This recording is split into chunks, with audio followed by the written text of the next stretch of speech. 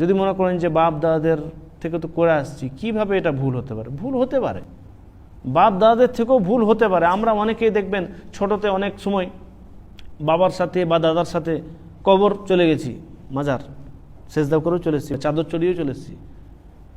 তাবিজ বেঁধেছেন অনেকে, তাবিজ এখন তাবিজ বাঁধেন? কেন বাঁধেন না? বাপ দাদার থেকে তো চলে আসছিল এটা।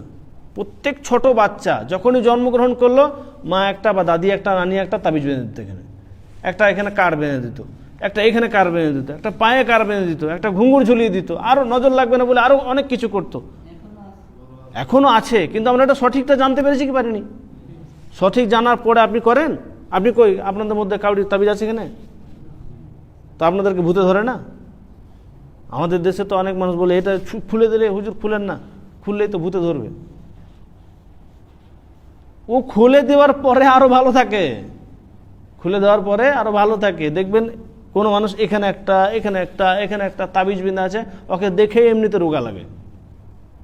তাবিজ বাঁধা মানুষকে দেখবেন, ওর হাতে তাবিজ বাঁধা থাকবে, গলায় ঝুলে থাকবে, ওকে দেখেই রোগা লাগবে। খুলে দেন, দেখেন সুস্থ লাগবে ওকে।